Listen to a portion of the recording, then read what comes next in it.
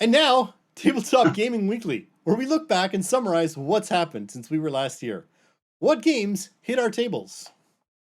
Every week, we like to take a look back at the games we played, any events we've attended, and any other cool gaming stuff that's going on. You can catch the blog version of This Week in Review at the tabletopbellhop.com under On Our Tabletop. So this is the same place that fell apart last week, too. There's something wrong with that one transition or something. I got to figure out what's going on there, because I went through and checked things today, and I don't know why. They all seem to work when I tested earlier. And what are we playing tomorrow? I don't know yet. I honestly have no idea. Not Terraforming Mars on Steam, which we'll get to in a minute. So this week for gaming, not a lot of physical games this week. I only played 2 games that are both night. Mike Murphy,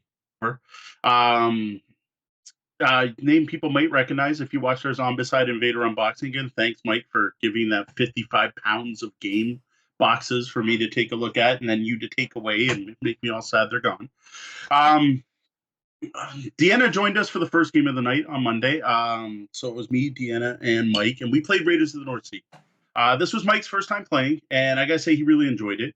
What I thought was interesting, though, because Deanna and I have now played this quite a few times, was seeing his enjoyment of the game grow as the game went on, as he started to grasp exactly how some of the mechanics work. And like the best example of this is their whole play a meeple, take a meeple mechanic.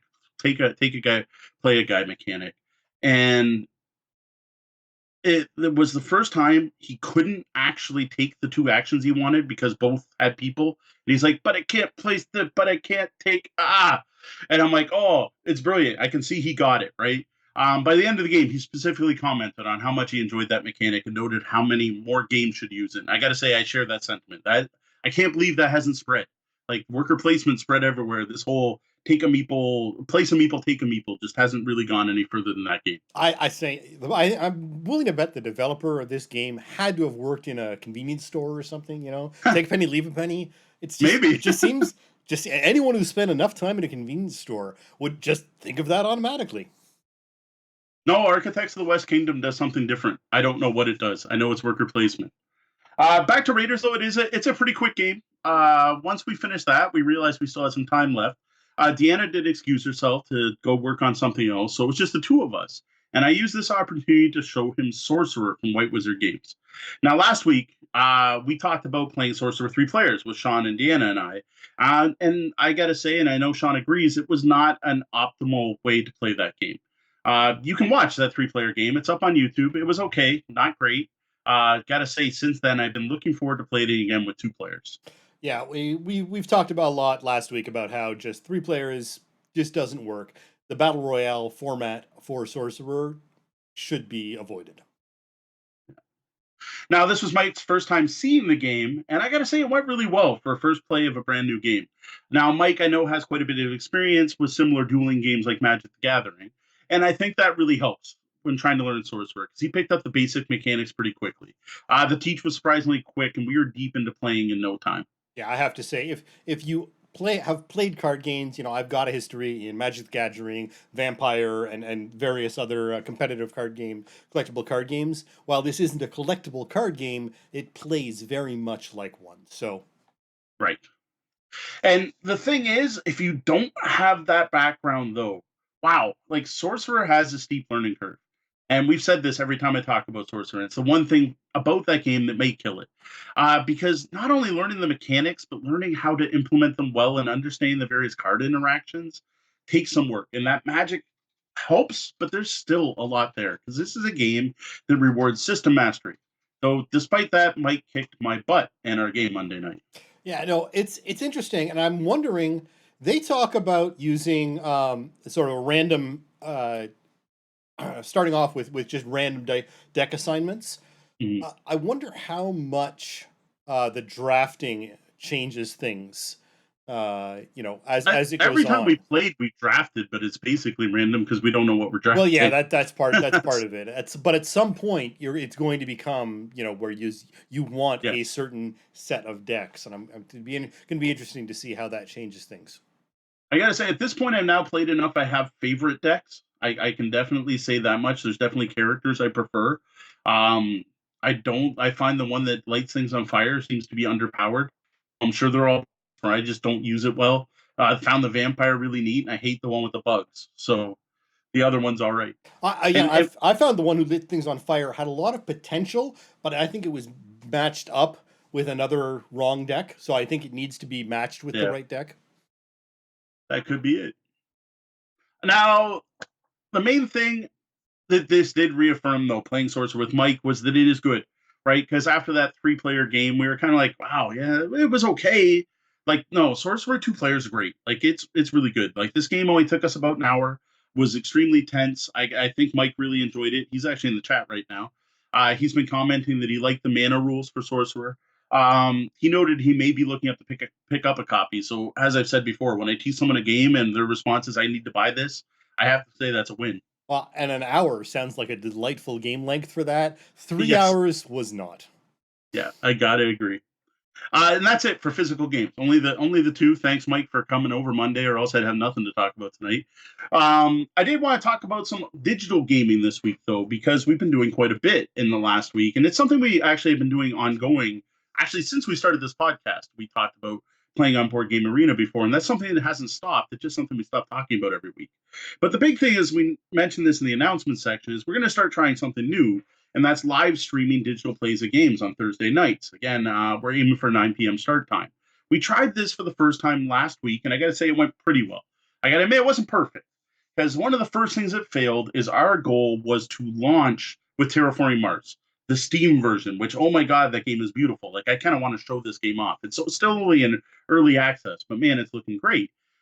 But unfortunately, the way Steam works, even though they have a family setting, and I set up a family, and Deanna's part of my family, and I can share Terraforming Mars with Deanna, we actually can't both play at once. I gotta say, I think this is ridiculous for this style of game, because here's a huge disadvantage to digital board games over the real thing. With a real board game, only one player needs to own the game. And not only by owning the game, I can play with my family. I can bring it out and play it with 500 different people in Windsor with my copy of the game. I can't play it with any number of people. With a digital version, we each have to have our own copy.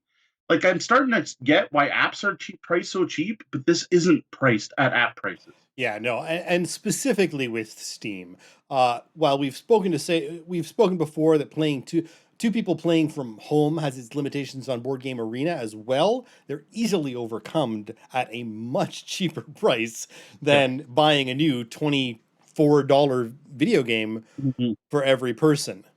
Every person. Now, one thing I'll say about the Windows Store, when I buy a game on there, my kids can use it on another computer that I've logged in and installed it on, while I use it on my own computer that I've logged in and installed it on. So this is very much a Steam limitation, and I'm not sure how much of it is the producers or production companies putting their weight on Steam. I mean, the fact that you have to have separate Asmodee accounts separate from your Steam account to play means I don't understand why they're doing this other than money grab, I guess. I don't know. I guess. I don't know. Like there should be a player account and a game master account type of thing, which is how Board Game Arena works. So Board Game Arena, if one player has the premium account, whatever it's called, as a subscriber, I can't remember the term, they can invite anyone to play. So I can, as a subscriber, again, thanks Eric Franklin for the subscription to that. You're awesome. I can launch any game on the site and invite Sean, who's not a premium player, which is a perfect way to do it. Sean doesn't need a copy, doesn't need to pay, but someone in our group does have to have paid for it. Yep. To me, that's a better thing. Like, I guess I get it, because if we were talking video games, you don't want everyone to play an MMO all on one person's free account, right? Like, so I get it, but like there almost should be like a board game category or something. It's so different from the physical game. The physical game, one person in a gaming community needs to own the game, not everyone who plays it. Yep. No, absolutely. Well, since this fell through, we decided to go with Board Game Arena, since all three of us could play at once. So we did that for our first live stream. The first game we streamed was Race for the Galaxy, just because it's something we all play together all the time. We used the Gathering Storm expansion, which I still swear is a must-have. Once you know how to play Race for the Galaxy, use Gathering Storm. Now, while all three of us love Race and we had a solid game, it was not a good choice for streaming. Like, in my head, I was thinking we'd have the stream up, and we were using some new software, and I would switch between players on their turns, right? Well, there's a couple reasons that doesn't work. First off, which I didn't even really consider, is in most play in Race for the Galaxy is actually simultaneous. Players are going to select their actions and then play out those actions at the same time. Now, when you're playing in person, people often take turns to see what the other players are doing, but in the digital version, everyone's doing that at once. And well, the other problem, which I didn't even consider, is swapping who's streaming was showing me everyone's hand, and that's not really fair. Now, knowing what cards you have or someone else has isn't everything. It is certainly a bit of an unfair advantage, depending on Yeah. how things deal out. Now, there are solutions to this. You can do blind switching with the Slobs app on your phone or with the Stream Deck, but it's not ideal because you want to be able to make sure things are working on the stream Yeah. without worrying about seeing information you shouldn't have. So after one game of Race for the Galaxy, we're like, all right, that's not going to work. Let's pick something that's actually turn based. And the other thing we were looking for is something with a central player board, so I could just leave the focus of the app we were using on my screen. That way, you just have my screen up, and you don't have to keep switching between the two. That led me to Carcassonne. I gotta say, I really like the way Carcassonne was done on Board Game Arena. Now, again, I'd rather play it on Steam because it's way prettier, but we would have run into the same problem. But the Board Game Arena version is very functional and looks like the tile game. It's not ugly by any means. It works. While we were playing, I was tweaking Streamlabs because we were using some new software, and I was trying to make it so we could see our faces. And I gotta say, by the end, I really liked the way our stream looked. I had our faces off to the side. We had some branding on it. I think it looked really good. You got to see us, making nasty faces at each other at our cameras when someone played a mean tile. And man, I gotta say, we are cutthroat. We played a handful of games in different configurations. Uh, yeah, we are nasty Carcassonne players. So we started off with the base game. That went really quick because, well, the base game's quick. There's not a lot of tiles in the base game. I'm so used to playing with expansions. So then I added in Inns and Cathedrals, which I think makes for a much more interesting game. Like, that's another one. Like, always play with Inns and Cathedrals. We played a couple games with those rules. Inns and Cathedrals makes roads more valuable. That's the main thing. Plus, it just adds more tiles. The Cathedral, take it or leave it. Then we played a final game with Traders and Builders, which is personally my favorite expansion for Carcassonne that's ever been made. But that one had a bit of a learning curve for the other two players. Now, Deanna, it was just because she hadn't played in forever.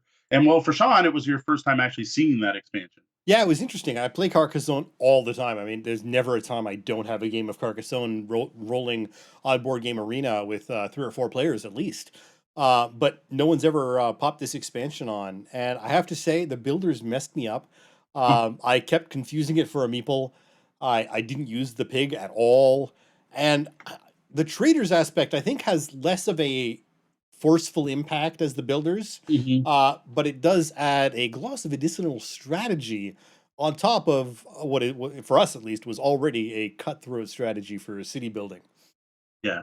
What it makes you play Cities Cutthroat. Right. So if you're normally just happily building your own, throwing those commodities in, you're going to end up fighting for more cities. We're fighting for every city. Exactly. So I think overall we had a lot of fun playing. I personally spent a lot of time fighting with Streamlabs and the conferencing software, something called Jitsi, which actually, if you do conferencing with lots of people, so far we recommend it. We haven't done a lot of work with Jitsi, but like I think was it 12 people or something ridiculous like that. It can handle video chat. It can do actually. In theory, it's supposed to be able to handle 30 people.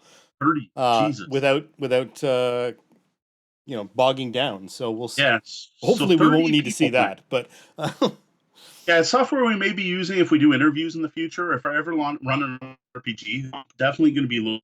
If you were a fan of Google Hangouts, this looks like it might be a good alternative. Yeah. By the time we finish the stream, I think it looked pretty good. So our next stream later this week, tomorrow, for those of you here live, and well, 2 days from now for those of you listening on the podcast, but that won't be our next time. It'll be the time after. It should look a lot more better, a lot more stable. I think I figured out the tab thing. Streamlabs is doing some really weird stuff with window focus. I think we got it all figured out. One other interesting thing that may actually mean you have more issues next time. Streamlabs has just announced that they have some sort of browser integration now, so you can actually use the browser in the Streamlabs window and not have to use a separate tab for. But who knows? Yeah, we'll Yeah, see. exactly. Famous last words. Now, the other thing we are doing, I didn't announce this anywhere. We have, thanks to our Patreon patrons, which we'll get to some specific ones later, we have wired up the house. Though that sounds fancier than it is, because all we did was buy lots of cable and it's running around the house. So, like, now I have cable that kind of goes around the room right now, and Deanna's now wired. And when we stream our Gloomhaven games on Friday, that'll now be wired. And I think that made a big difference for the stream. Yeah. So, hopefully, the struggles with network stability have at least been reduced, and we'll get there. So, besides the games we live streamed on Thursday, now the three of us, like I said, have been playing a lot of games on Board Game Arena, and one I thought was worth talking about now that we've actually finished a couple games is Through the Ages. This is the new edition, a new story of civilization from Czech Games Arena. One of, I wouldn't even say one of, the best civilization building game ever produced. If you want to play a Sid Meier civilization where you're not doing the map part, that's this game. It's everything without the map. Learning to play this game on Board Game Arena, no, just don't. Like ridiculous learning curve climb. Like Sean, who had never played the physical game, I felt sorry for. I played the physical game, and I'm like, whoa, I thought I knew how to play this game. Like the board game implementation, Board Game Arena is done rather well, but just little idiosyncrasies of the interface and where different information is presented and what some of the information means. Wow. I gotta say though, one lifesaver is that this game has an undo function, which everything on Board Game Arena should have an undo function. So when you do mess something up, you can usually recover from your mistake. Now, unfortunately, it undoes everything you've done that turn, so you have to remember. But on the other hand, I've actually really been grateful to this on our longer plays, because there are times when I've realized, oh wait, I've done something in the wrong order. And now at the very end, I'm gonna have some horrible effect at the end of my turn if I pass, because the second thing I did was with the wrong card. So I've been very grateful of this replayability, and it's wonderful. Yeah, to be honest, I think the reason it's there is that's actually a rule in the rule book. Because the game is that heavy, there are that many decisions and that many decision points and that many outcomes, right? You're like, okay, well, I'm just going to get another worker and spend my food to do that. Then I'm going to use that work to increase this. Then I'm going to increase that. And then when I do that, I'm going to get the, oh, shoot, now I'm going to have spoilage because I've not used up all my food. And I don't want to have spoilage because that's minus point. Okay, undo. Wait, let's try again, right? Like that is literally how the game's played in real life as well. Yeah, there's a couple of times, and every once in a while, I'm still messing up some of the language on cards. So I keep forgetting that upgrade is upgrading a citizen, not upgrading a card level. So and every once in a while, I keep messing that up. So I'll have been playing, expecting to play my upgrade card when I upgrade this building, but oh wait, no, upgrade means upgrading a citizen a level, not upgrading a building a level. And so little details in the language like that can catch you off, and again, really make you grateful for that undo button. Yeah, thank you for the undo button. So yeah. So at this point, we played a bunch of basic games, and actually, we just finished our first full game with the full 3 eras, all the war rules, and everything else. Holy cow! I gotta say, don't learn Through the Ages through Board Game Arena. Just don't. If you do play it, though, make sure you start with the basic rules. The basic rules are much more forgiving. Basically, they become a point salad. You score everything. Whereas in the advanced rule, you only score what's seeded is added to your culture. So that's a huge difference in what you're trying to do. But basically, you want to play the basic game a bunch of times to teach you how to build an engine so that your empire is generating culture, because that's the whole goal of the game, is to generate culture. Don't jump right into the advanced game. But again, watch some. I think Sean got the Rado video was the one he used. Watch some videos, read the rule book, read the PDF. Don't try to go with the Board Gaming Arena rules. But if you already know how to play, I got to say this is a great way to play Through the Ages. Now, again, I heard there's a great Steam version, but sorry, Steam, you're being silly about licensing. Yeah. So make sure you check out some of those great options for word game teaching on YouTube. Again, I use Rado. Some people like, some people don't. There's so many options out there. I'm not even going to necessarily recommend any one in particular, but use them. My first recommendation would be to have that PDF of the rules open in front of you as they're playing along, and things just start to make more sense. You're going to crash and burn the first time through. I'm still not sure how I scored what I did on the last game we finished. I thought I was like 25 points less than that. So again, the scoring I still don't really understand, but I do understand what I'm aiming for. I know, Mhm. I knew I wasn't going to win because I didn't have enough of X. I just Yeah, didn't understand why I didn't lose by more. That's all. there you go. One tip: if you do watch Rado's videos in particular, turn on subtitles in Klingon. I know, sounds like a weird tip, but that's actually where he puts all of his corrections if he makes a mistake while doing a video. So the final game I want to talk about, it's another board game arena game, and that is King Domino. I broke this out on Friday last week after our stream, thinking this might be another game that would be good to live stream. Now, at this point, I've played a handful of games, and I'm impressed by what I've seen. The game looks great. The BGA interface is perfect for what it is. And I'm pleased to say that a bunch of the rule variants are included, like the Middle Kingdom rules, where you get bonus points if you finish the game with your castle in the center.